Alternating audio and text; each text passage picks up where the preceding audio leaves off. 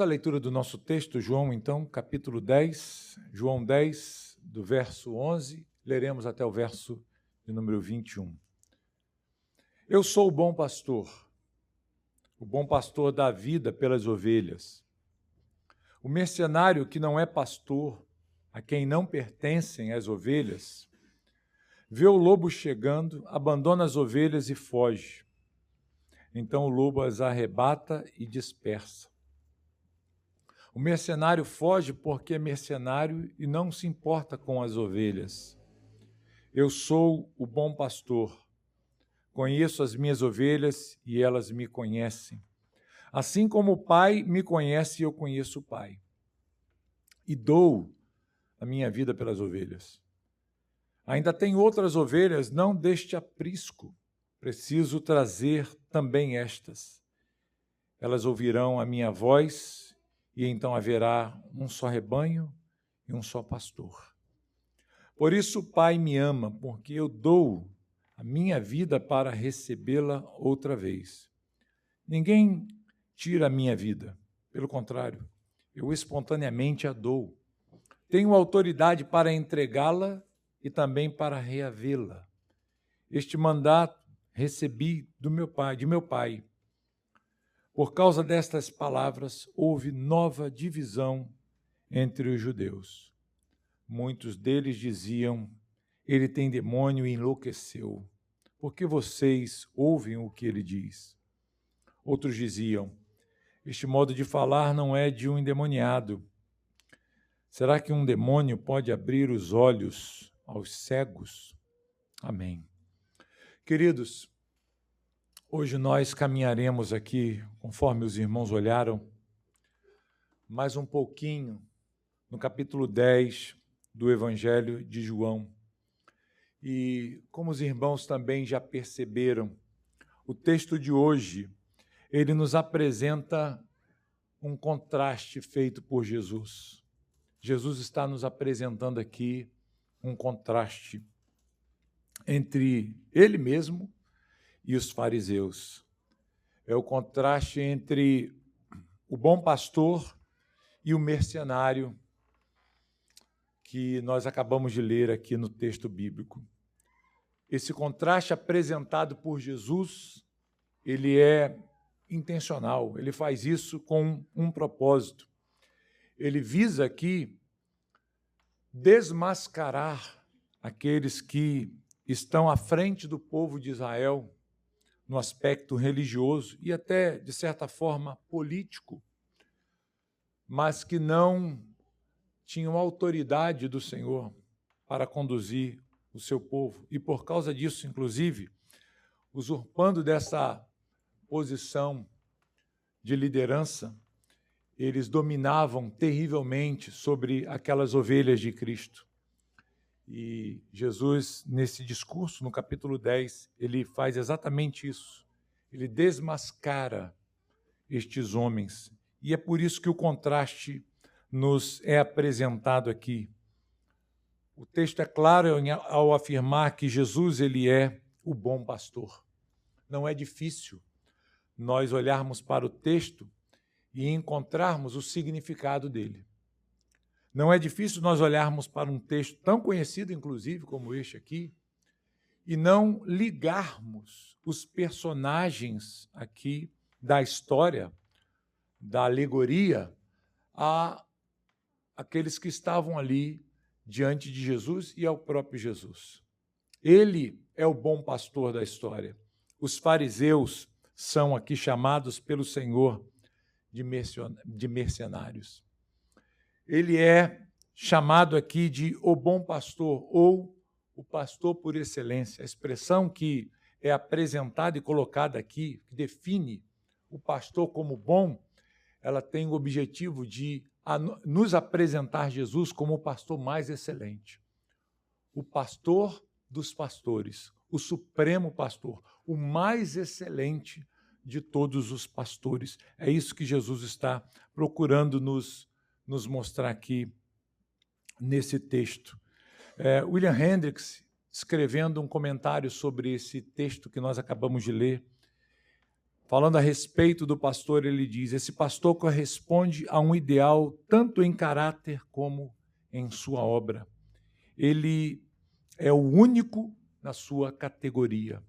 Ninguém pode ser comparado ao Senhor nosso Deus. Ninguém pode se igualar a Jesus e tomar para si esse título de bom pastor. É exatamente isso que Jesus está fazendo ao apresentar essa alegoria aqui para os seus ouvintes. Irmãos, nós estamos diante, portanto, de um texto, como eu disse, bem conhecido. É um texto profundo, que, embora sendo simples, ao olharmos para o texto, nós encontrarmos aqui simplicidade nas palavras, até na alegoria que é apresentada. Nós encontramos, ao mesmo tempo, uma profundidade de ensinamento muito grande. De maneira que, para nós, é um grande desafio, numa série expositiva como essa que nós estamos ministrando para os irmãos, e lendo em sequência, estudando em sequência com os irmãos, a cada domingo aqui, essas passagens, nós nos depararmos com um texto tão conhecido, tão importante, tão profundo, e não darmos a ele a atenção que é necessária. Não dedicarmos a ele o tempo necessário para extrair do texto a sua profundidade. Quando a Bíblia nos apresenta a pessoa de Cristo, bom pastor, ela quer nos alertar a respeito da nossa necessidade de estarmos sendo pastoreados por Cristo e, ao mesmo tempo, sendo pastoreados por Cristo, sermos protegidos por Ele. Porque há dois males aqui que ameaçam a igreja. Se os irmãos olharem para o texto, os irmãos verão que na alegoria que Jesus faz aqui, na história que ele conta, na parábola, como você queira colocar, ele nos mostra que a igreja, ela sofre ameaças. Por isso nós precisamos, é necessário termos um pastor sobre ela. Assim como essa congregação tem pastores estabelecidos pelo Senhor aqui nesse lugar, todos nós estamos submissos, sujeitos ao Supremo Pastor, que é Cristo. Isso é muito necessário, queridos, para que nós, como ovelhas de Cristo, estejamos protegidos pelo Supremo Pastor dessas ameaças. As ameaças aqui apresentadas, elas podem destruir profundamente a vida das ovelhas. Ela pode, se entrar na igreja, ela pode causar uma destruição muito grande. Nesse texto, registrado aqui por João, as palavras de Jesus, ele procura nos mostrar esses dois perigos que ameaçam a igreja: os lobos e os mercenários. São duas realidades que estão presentes aqui, que podem, de alguma forma, atacar a pureza da igreja e destruir completamente a vida da igreja, se nós não tivermos o cuidado de observar o que Jesus está dizendo aqui plenamente nessa passagem. Nas Institutas da religião cristã, João Calvino diz que o pastor, ele precisa ter duas vozes. Uma voz para chamar as ovelhas e outra para afugentar os lobos. Essa segunda ameaça presente no texto são os lobos e são os mercenários. Jesus, ele procura nos mostrar isso claramente para abrir os nossos olhos e nos fazer enxergar essa realidade. De maneira que, se não tivermos um supremo pastor sobre nossas vidas, Cristo como pastor de nossas vidas, nós seremos levados facilmente, tanto pelos mercenários quanto pelos lobos. Quem são os lobos na história, né? Nós podemos identificar lobos aqui como os falsos ensinos, os ensinamentos errados, as instruções que procuram diminuir a grandeza do cristianismo, as ideologias que são anticristãs. São lobos que invadem a igreja para destruir. Podemos classificar aqui, dentro dessas ameaças também aqui, o que a gente vê tão presente hoje no nosso século, na nossa geração, que é o espírito do entretenimento, que destrói completamente a vida do ser humano e famílias, pessoas e igrejas. Muitas igrejas têm sido destruídas por essa busca intensa por entretenimento, onde o culto tem se transformado em shows, em espetáculos, para entreter as pessoas, para preencher essa necessidade que é comum de nossa geração, que não consegue passar alguns minutos, inclusive, às vezes, aqueles que são mais resistentes, horas, sem consultar uma rede social, uma mídia eletrônica para poder preencher o vazio da sua alma.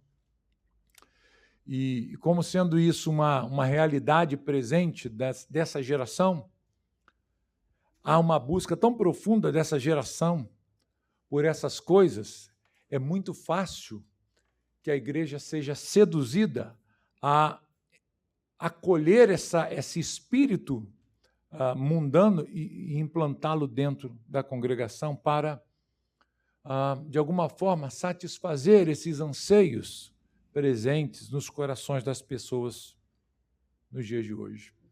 Nós devemos ter cuidado com isso. Nós podemos olhar para a figura do lobo nessa história aqui, apresentada por Jesus, como aquelas influências que têm o poder de afastar os crentes da sã doutrina.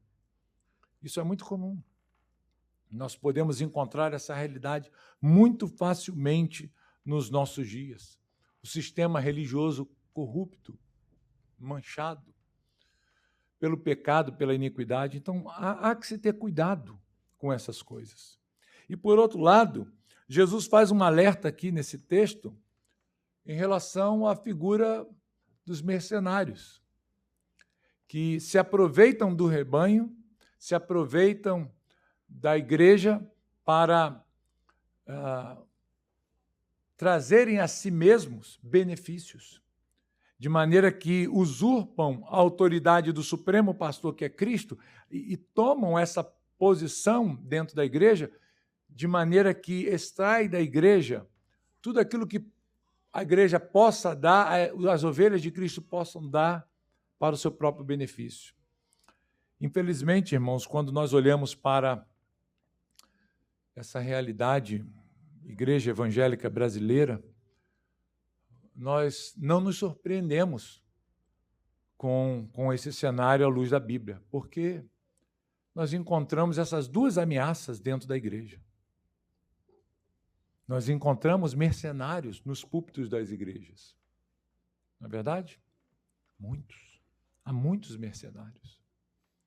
Nós encontramos falso ensino nos púlpitos das igrejas.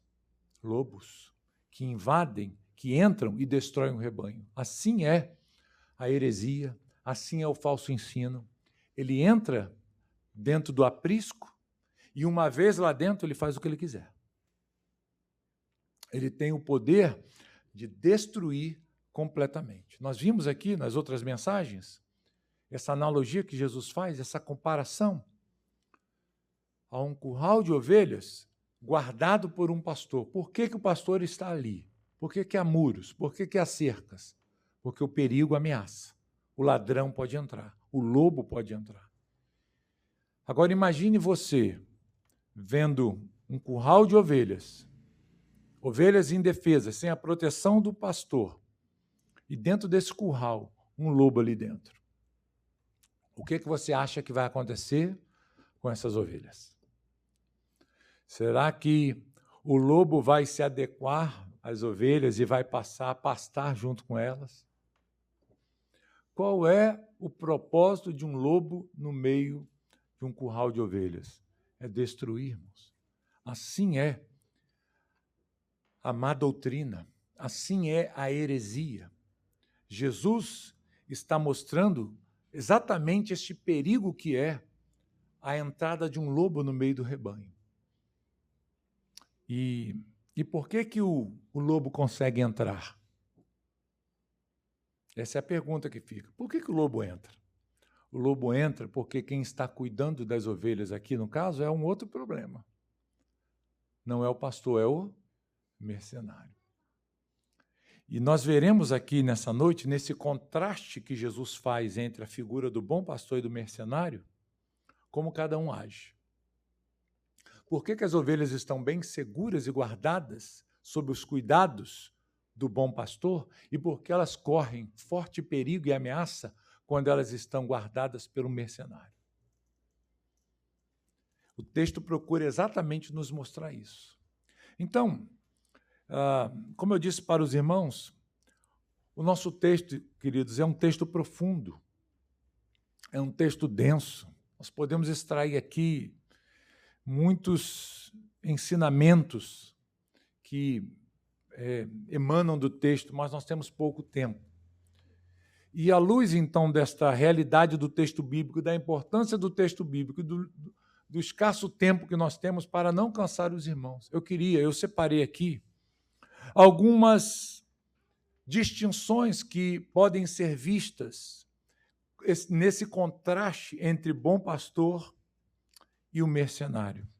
Então, eu separei algumas delas aqui e eu gostaria de olhar no texto, primeiramente aqui, em relação à natureza do compromisso do bom pastor e do mercenário. O texto vai nos dizer, os irmãos podem ficar com o texto aberto, o texto vai nos dizer que o bom pastor, ele dá a vida pelas ovelhas. Não é isso que diz o verso 11 aí?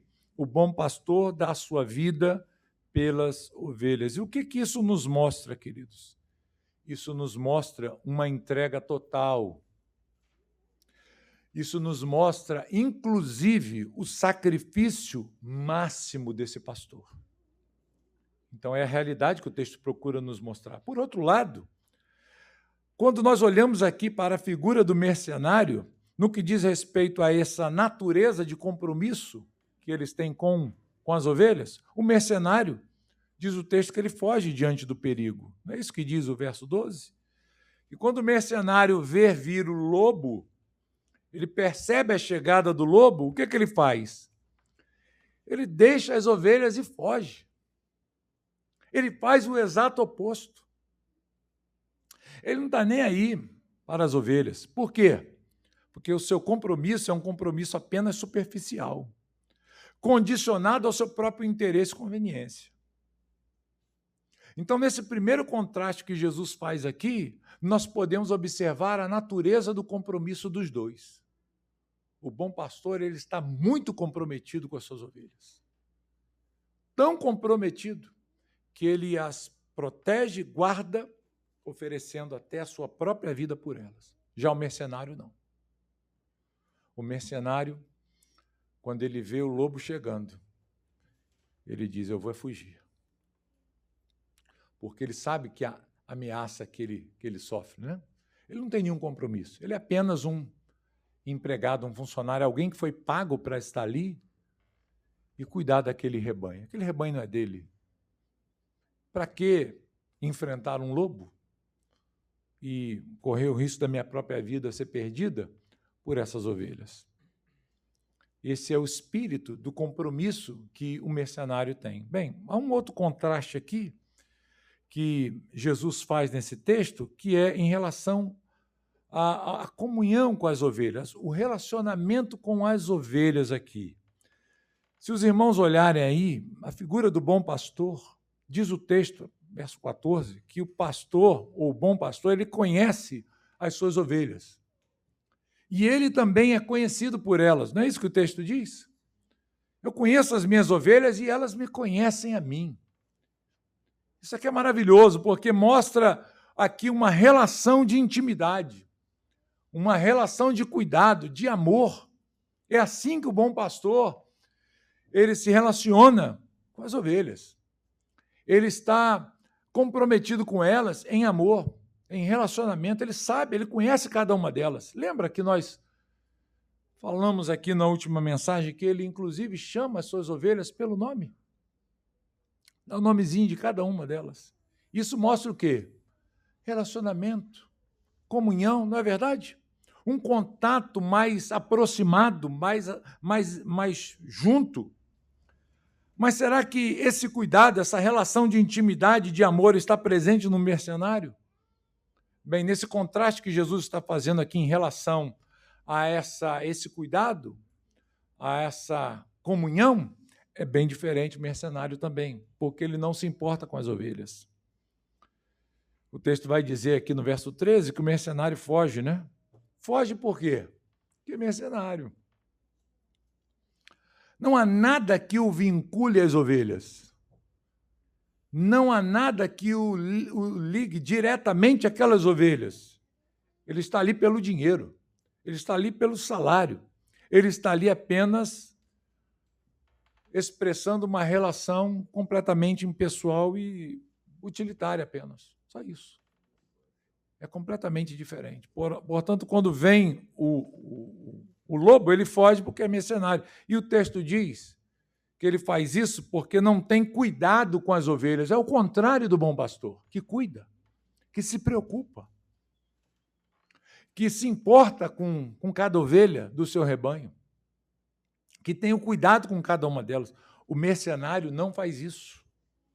Bem, por último aqui, não menos importante, eu poderia estender esse contraste aqui a alguns outros pontos. Eu separei 6 pontos para falar com vocês, mas não vai dar tempo, então nem vou arriscar. Então, por último aqui, ele nos mostra o contraste na reação ao perigo. Eles agem diferente também. No caso do bom pastor, ele enfrenta o perigo por amor às ovelhas. É isso que o texto nos mostra aí. Verso 15, ele diz, eu dou a minha vida pelas ovelhas. O que ele está fazendo aqui? Ele está assumindo uma responsabilidade, mesmo sob risco e ao custo da sua própria vida. Ele não teme o perigo, porque ele sabe que aquelas ovelhas lhe pertencem e são frágeis, necessitadas do seu cuidado. Sem ele, elas estão perdidas. Elas estão completamente destruídas. Mas o mercenário, por sua vez, o contraste que ele faz aqui é que ele evita o perigo, né? Não é isso que está mostrando o texto? Ele vê o lobo vir e foge, ele evita o perigo e ele abandona as ovelhas, cada um por si só. Deixa eu fugir, deixa eu me livrar desse problema e as ovelhas, então, perecem. Ele age, queridos, ao contrário do pastor que tem esse cuidado e reage ao perigo quando ele aparece, ativamente se opõe ao perigo para proteger as suas ovelhas. O mercenário, ele age por autopreservação. Ele não age por amor. Ele quer se preservar. Ele está pensando apenas nele, em si mesmo. Ele não está pensando nas ovelhas. Ele quer se preservar. Então, notem, irmãos, que há um contraste aqui muito grande entre essas duas figuras aqui. E como eu disse no início, isso é bem intencional. Jesus quer exatamente isso, que isso fique marcado.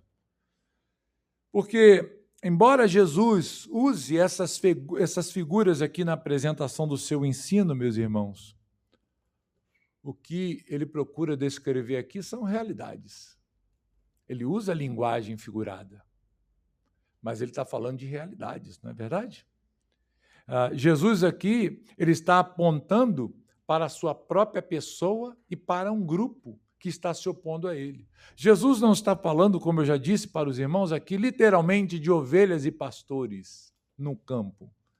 Jesus está tratando aqui de si mesmo, da sua figura como um pastor de Israel. E ele está tratando aqui das ovelhas que apontam para o seu próprio povo. Ele está se referindo aqui aos mercenários como aqueles que estão diante dele o acusando de heresia. São os líderes da nação judaica, são os líderes religiosos. Então, o que ele está fazendo aqui com essas palavras é apresentar os contornos que marcam o caráter daqueles homens que estavam diante dele, mostrando a própria essência deles, denunciando com essa figura quem eles são. Não são pastores, não são pastores do povo de Israel, não são pastores da nação, embora ocupem essa posição, eles são mercenários. E Jesus mostra isso contando essa história. Jesus expõe o caráter desses homens ao contar essa historinha aqui para aquelas pessoas que estavam diante dele. São homens maus, são homens perversos ocupando uma posição que não pertence a eles. E o pior, eles usam dessa posição para se beneficiarem do próprio povo de Deus. Lembra do que Jesus falou? Eles devoram as casas das viúvas. Eles tiram tudo o que podem tirar para o próprio proveito, mas eles não se preocupam com o povo de Deus. E o que as verdadeiras ovelhas de Cristo devem fazer, irmãos? Elas devem ignorar a voz desses falsos pastores, desses mercenários. E mais do que ignorar, como nós vimos anteriormente, elas devem fugir desses mercenários. Ele diz, de modo algum, elas ouvirão a voz do mercenário. Antes, elas fugirão deles. Esta é a atitude esperada da ovelha de Cristo. Ela deve ignorar aquilo que esses mercenários falam e elas devem fugir deles. Então, são duas ações esperadas aqui, uma de forma mais passiva, mas uma outra totalmente ativa. Essas duas realidades devem estar presentes na igreja. O que nós podemos olhar nesse texto, irmãos, é algo que Jesus faz aqui que nos impressiona. Ao se apresentar como o bom pastor que dá a vida pelas ovelhas, Jesus está, nessa analogia aqui, expandindo esse conceito a um nível jamais imaginado. Jamais imaginado. O texto diz que ele dá a vida pelas ovelhas. Irmãos, é por isso que ele é o bom pastor. Nenhum pastor faz isso. Se nós olharmos para o cenário da pecuária que foi usado pelo Senhor aqui para ilustrar essa mensagem, nenhum pastor em Israel, em qualquer outro lugar, estaria disposto a ir até as últimas consequências de dar a sua própria vida por um animal. Ele defenderia o seu rebanho a todo custo. Ele se disporia sendo um pastor excelente, a de alguma forma afugentar os perigos, mas todos nós sabemos que quando o perigo se torna muito grande e não há muito o que ser feito, não é sábio nem prudente nós colocarmos a nossa vida a um risco tão elevado assim, de maneira que o próprio pastor morre no lugar das ovelhas.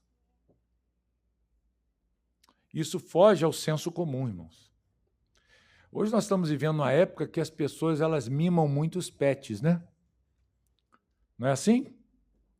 Parece que tem pessoas que correm até esse risco de dar a vida pelo seu pet.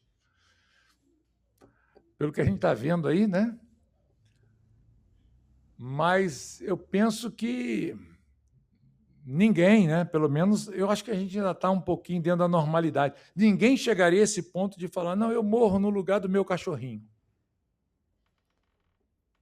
Eu morro no lugar do meu gatinho, do papagaio, seja lá o que for. Nós fazemos o que for possível para salvar a vida deles, não é verdade?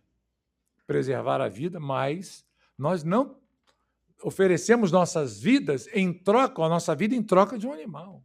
O que Jesus está ilustrando aqui, queridos, é algo que vai muito além da razão comum, do senso comum presente na mente daqueles homens. Quando ele diz, eu dou a minha vida pelas ovelhas, ele está falando aqui exatamente disso. É inevitável tocar num assunto como esse, olhar para um ponto como esse aqui, ilustrado por Jesus, não lembrarmos de Davi. Não do Davi aqui. Davi era um pastor de ovelhas, né? E ele contou uma história uma vez, né? Que ele estava pastoreando as ovelhas do seu pai. Quem lembra da história? Você lembra? O que aconteceu?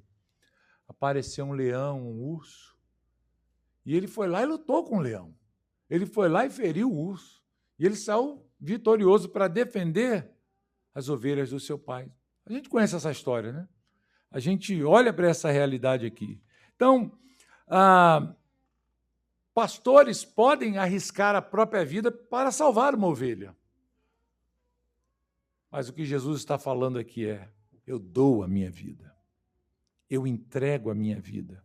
E dar a vida pelas ovelhas aqui no texto significa, meus irmãos, beneficiá-las por meio da sua morte substitutiva ali na cruz, fazendo com que a salvação venha sobre elas, que elas fiquem a salvo da destruição e da condenação da danação eterna. Isso é dar a vida pelas ovelhas. É uma entrega que livra e poupa a ovelha de forma substitutiva de uma morte eterna, de uma condenação eterna. Isso aqui é maravilhoso, queridos. Por isso que Jesus é o bom pastor. Porque o que ele fez por nós, ninguém faria, ninguém poderia fazer.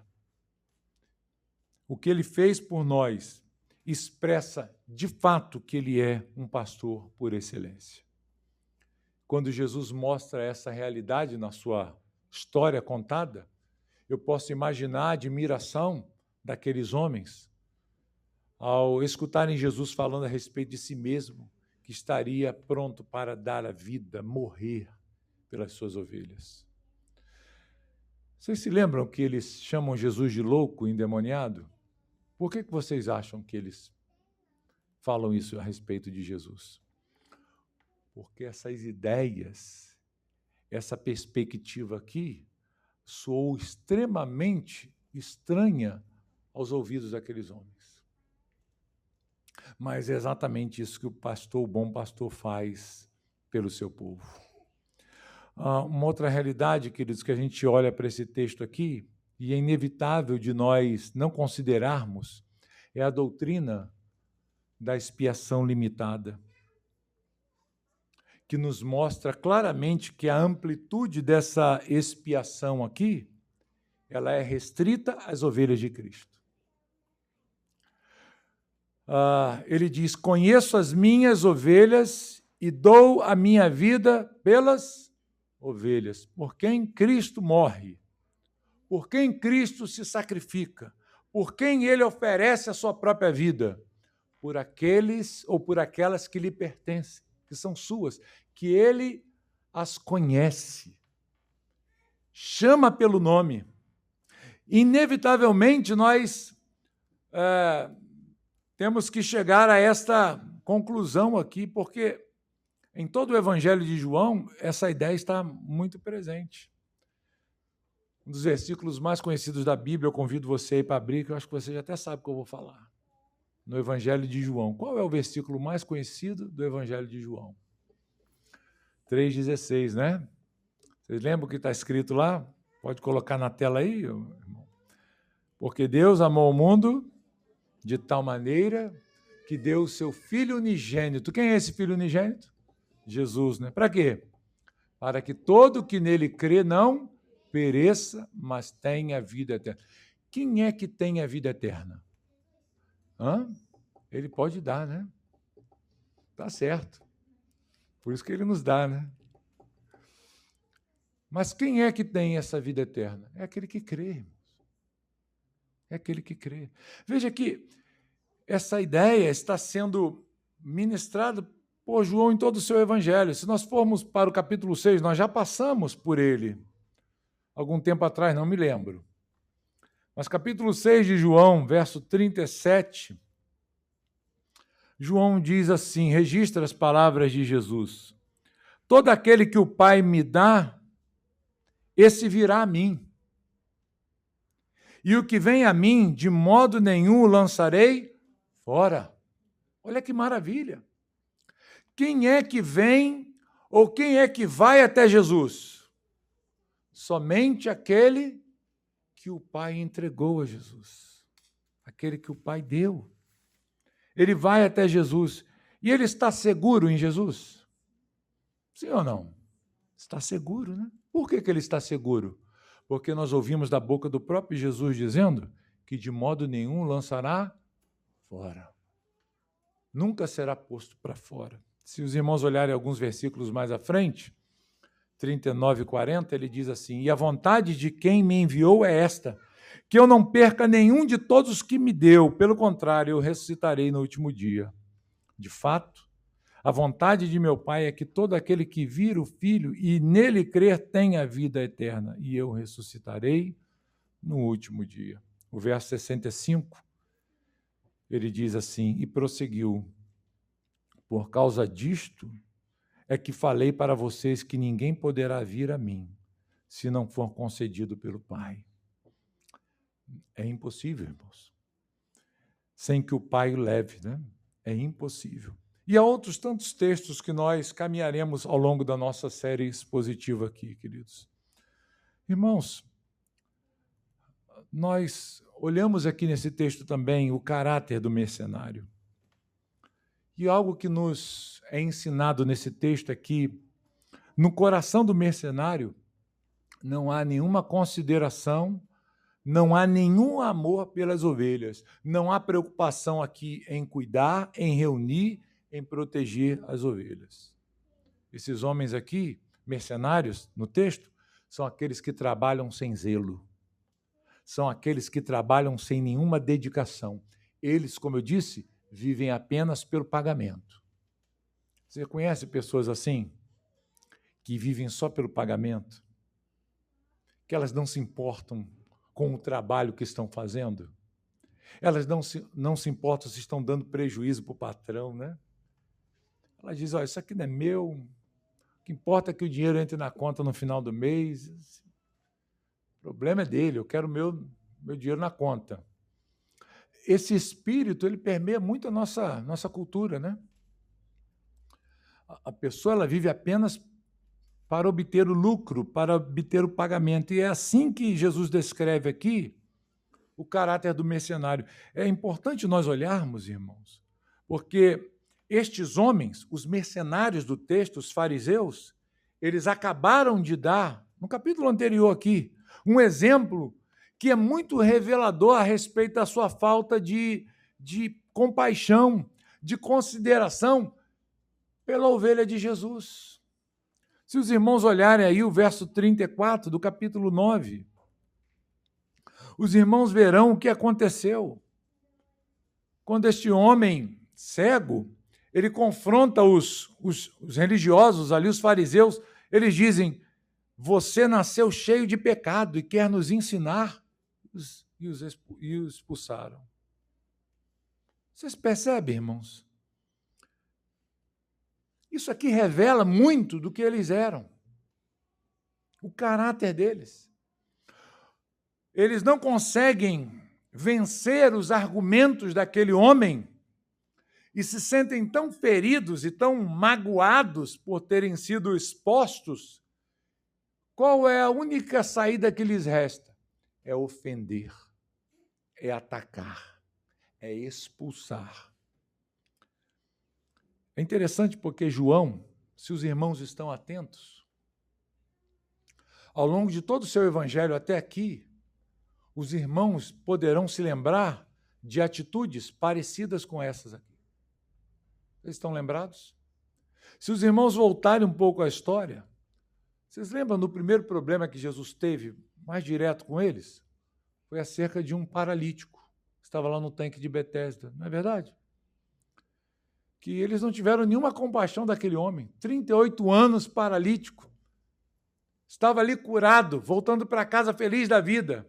Qual foi a reação daqueles fariseus? Se alegrar com ele? Louvar a Deus com ele? Mas fizeram o quê? Questionamentos. Como é que você pode estar carregando um leito no dia de sábado? Não, mas eu não podia nem carregar, agora eu estou carregando, está vendo? Estou curado. O homem que me curou me disse, mas não pode. É exatamente assim que eles trataram também o paralítico, e João está nos dando essas pistas. Ele vai contando o seu evangelho, as suas histórias bem selecionadas por ele, ele vai nos mostrando, ele vai procurando aqui mostrar ao longo de cada história que ele está contando o caráter desses homens. Ele quer nos mostrar e vai chegar lá no final. Ele quer que todos os seus leitores, ao se depararem com essa realidade, já compreenderem o que esses homens são capazes de fazer e farão ao final da história do seu evangelho. Quando chegar ao final do evangelho, ninguém se espantará com o que esses homens fizeram. Nossa, como eles fizeram isso? Não, já está denunciado isso desde o início do evangelho. Está sendo mostrado quem esses homens são, do que eles são capazes. Quando a gente vê aquela mulher, alguns 2 capítulos atrás, pega em adultério. Lembra da história? Como é que eles trataram aquela mulher, irmãos? Expuseram aquela mulher em praça pública, não pegaram o homem, mas pegaram a mulher e vamos apedrejá-la, sem nenhuma compaixão. Na verdade, eles queriam aproveitar daquela situação para pegar Jesus, né? E nós conhecemos a história que aconteceu. E agora com o cego de nascença. A mesma coisa, irmãos. A mesma coisa. Esses homens, em vez de defender as ovelhas do Senhor, se aproveitavam delas e, pelo contrário, as oprimiam. Aqui nós percebemos, queridos, quão diferentes e quão distantes esses homens estão do bom pastor, que é Cristo. E para nós fica aqui, então, uma reflexão. O que essa história, o que esse acontecimento tem que ver com a nossa vida hoje? Será que nós podemos olhar para esse texto e extrair daqui algum proveito para a nossa vida? É claro que sim. Porque nós somos ovelhas de Cristo. Nós hoje também estamos suscetíveis a essas ameaças. Há mercenários querendo entrar na igreja. Há lobos, há perigos querendo entrar à igreja e destruir a igreja de Cristo. E nós precisamos, como igreja do Senhor, olhar para essa história aqui e ficarmos alertas. Espera aí, o que eu posso fazer para não incorrer nesse mesmo erro? Não cair na conversa do mercenário. O que eu posso fazer para não ser alvo do lobo? Então, eu separei de forma bem prática aqui para a gente, queridos, algumas aplicações que vão nos ajudar a nos afastarmos desses problemas ou mantê-los bem distantes de nós. Ninguém aqui quer ter um mercenário como pastor, quer? Ninguém aqui quer ser influenciado pelo lobo, pelas heresias, pelo engano, pelos costumes desse mundo, pelos erros que estão adentrando a igreja. Você não quer ser afetado na sua vida espiritual por essas coisas. Então, ao olharmos para esse texto, nós podemos extrair aqui lições práticas para a nossa vida. E eu queria compartilhar com os irmãos, no pouco tempo que eu tenho aqui, rapidamente, alguns conselhos que eu gostaria de dar para os irmãos para proteger a sua vida e proteger essa igreja, para que nós não caiamos nesse mesmo erro ou não estejamos sob o domínio desses homens que estavam dominando o povo de Israel na época de Jesus. Primeiro conselho que eu gostaria de dar para os irmãos, que você conheça profundamente a palavra de Deus. Conheça a palavra de Deus. Paulo, escrevendo aos Tessalonicenses, vai nos ensinar que nós devemos examinar tudo e reter o que é bom. Não é verdade? Uma das formas de estarmos protegidos dessas ameaças é o conhecimento da palavra de Deus. E eu pergunto, quanto tempo você tem gastado da sua vida no conhecimento da palavra de Deus? Então, meus irmãos, leiam a Bíblia diariamente. Estudem a palavra de Deus. Olhem para o contexto. Tenham uma interpretação correta daquilo que vocês estão lendo. Porque mercenários usam a Bíblia. Maus pastores usam a Bíblia. Falsos pastores usam a Bíblia. Conheçam a palavra de Deus. Leiam a Bíblia exaustivamente. Priorize ouvir pregações bíblicas expositivas. Priorize isso. Pregações que explicam o texto com fidelidade. Há muitas pregações hoje em dia. Há muitas pregações. Gente, não faltam pregações no nosso Brasil. Mas a maioria delas é lixo. A maioria delas é lixo. A maioria. Grande parte é baboseira, é conversa fiada. São palavras vazias. São palavras vazias. Não há nenhuma preocupação com a exposição correta da palavra de Deus. Priorize isso. Nós hoje temos facilidades de ouvir muitas pregações, não é verdade? Nós temos aí recursos que nos dão acesso a muitas pregações. Cuidado com o que você ouça. Porque lobos entram assim na igreja. Mercenários, eles usam a Bíblia, mas eles não expõem a palavra de Deus. Ele não quer que você conheça a palavra. Porque se você conhecer a palavra, você vai conseguir identificar quem eles são. Então, priorize a pregação expositiva na sua vida diária, né? Faça isso. Procure ler bons livros, boas obras teológicas. Leia autores confiáveis. Nós temos uma biblioteca aqui na nossa igreja. Você pode passar ali, pegar o livro e ler. São livros confiáveis para a sua edificação. Faça isso, se empenhe nessas coisas. Fazendo isso, você vai estar dando um passo para se afastar dessas ameaças. Um outro ponto que eu queria trazer para os irmãos é que você deve desenvolver discernimento espiritual. Isso é um conselho bem prático que eu estou te dando aqui ao final dessa exposição, queridos. O escritor de Hebreus vai dizer que o alimento sólido é para os adultos. O leite faz parte, né, da nossa caminhada cristã, mas tem uma hora que a gente tem que abandonar, né? A gente tem que se aprofundar. Porque o aprofundamento do conhecimento bíblico nos dá discernimento das coisas. Então, de maneira prática, o que você deve fazer? Peça a Deus sabedoria. Senhor, me dê discernimento, para que eu possa entender o que eu estou lendo, entender aquilo que eu estou ouvindo e saber discernir o que é bom do que é mal, do que é heresia, do que não é, do que é alimento bom, saudável. Saber discernir o que é a verdade da mentira. O problema da mentira é que ela vem bem parecida com a verdade. Ela nunca se revela claramente. O erro nunca se apresenta assim, né? De forma crua. Irineu de Leão falava isso. Mas ele se veste de santidade, daquilo que é bom para enganar os incautos, aqueles que não têm discernimento. Então, tenha discernimento espiritual, desenvolva isso. Tudo que você ouvir, compare com a palavra de Deus. Compare com as Escrituras, todo o ensinamento que você receber. Uma outra coisa, fique muito atento a mensagens que têm como finalidade enfatizar muito emoções, e experiências acima da verdade bíblica.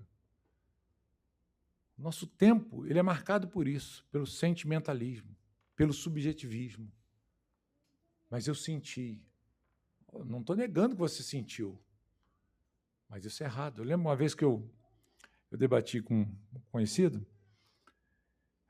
sobre algumas questões de dons, né? E ela me falou assim, não, mas eu experimentei isso na minha vida, eu já vivi essa realidade, então é de Deus. Eu falei, não, você não entendeu. Eu não estou negando o que você experimentou. Eu não tenho dúvida que você tenha experimentado. O que eu estou dizendo para você é que o que você experimentou não é bíblico. E acabou. Não ficou muito satisfeito. Mas é verdade. Por quê? Porque o mundo hoje valoriza mais o quê? As emoções, os sentimentos, a experiência, e deixa de lado a verdade bíblica, ou coloca essas emoções, o sentimentalismo, essas experiências acima daquilo que é a palavra de Deus. Então, cuidado com isso. Terceiro conselho prático que eu queria te dar à luz do ensinamento de Jesus aqui nessa noite. Evite, se afaste de mestres e doutrinas que não glorificam a Cristo. Paulo, escrevendo aos Gálatas, ele disse, se alguém vos anunciar outro evangelho, além do que já recebeste, seja anátema, seja maldito. Se afaste, gente. Uma das maneiras de você se livrar do mercenário, do perigo do lobo que vem e adentra a comunidade, a igreja, a sua própria vida, é você evitar essas pessoas. Mestres. E o mundo está cheio de mestres aí, que ensinam o erro. Evitem doutrinas que não glorificam a Cristo. Cuidado com aquilo que você ouve, com aquilo que você recebe, o vídeo que você recebe, né? O vídeo que você compartilha, o pregador que você compartilha. Sonde isso, porque nem sempre, nem sempre, o falso mestre vai falar em todo tempo a mentira. Geralmente, há momentos de lucidez e de verdade na boca desses homens. O problema é que quando você passa a ouvi-los sem nenhum filtro, você acaba sustentando o ensino errado quando ele traz. Então, cuidado com aquilo que você ouve, cuidado com quem você ouve e cuidado com aquilo que você recebe que, de alguma forma, não glorifique a Deus. Então, rejeite todo ensino que deturpa o caráter de Deus ou que reduz Cristo apenas a um exemplo moral, porque isso acontece, né? Jesus é um exemplo de moralidade para a gente seguir. Isso não é evangelho, gente. Eu não preciso dizer isso, mas vou falar. Fuja de pregadores da prosperidade, que ensinam o sucesso humano, a autorrealização, a conquista, as bênçãos. Fuja de gente assim. Se afaste disso. Eles nunca falam da cruz. Ou quando falam é apenas para sustentar uma heresia que eles estão pregando. Então, fuja disso. Não siga líderes que manipulam pessoas de forma emocional, que trazem promessas vazias. Cuidado com isso, meus irmãos. Eu queria que essa exposição aqui para os irmãos tivesse esse tom bem pastoral, porque eu entendo da preocupação de Jesus aqui com suas ovelhas e a mesma preocupação que todo pastor deve ter hoje, de cuidar do rebanho de Deus. E, por último aqui, tinha mais uns 2 aqui, mas não vai dar, não quero cansar os irmãos. Permaneça firme na comunhão da sua igreja. Lute por isso. O escritor de Hebreus, no capítulo 10, 25, texto bem conhecido da gente, ele nos exorta a não deixarmos de nos congregarmos, como era costume de alguns já naquela época, né? Nós devemos estar comprometidos com a igreja, claro, uma igreja séria, com a sã doutrina. Evite pessoas que dizem que você não precisa da igreja institucional. A igreja é você é a igreja. A igreja é seu Joe, né? Tem gente que fala isso, eu não preciso de igreja, eu não preciso de congregar. Fuja disso. Irmãos, fuja disso. Se afaste dessa realidade. A igreja foi estabelecida pelo Senhor. E se ela foi estabelecida por Deus, é porque ela é importante na nossa vida. Ela não é perfeita, mas ela é extremamente necessária para a nossa comunhão. E priorize pastores que são fiéis à Escritura e que ensinam com humildade a palavra de Deus. São esses conselhos que eu queria deixar para os irmãos como aplicação dessa mensagem de hoje. Jesus é o bom pastor. Ninguém se compara a ele. Na Igreja de Cristo você vai encontrar erros em pastores.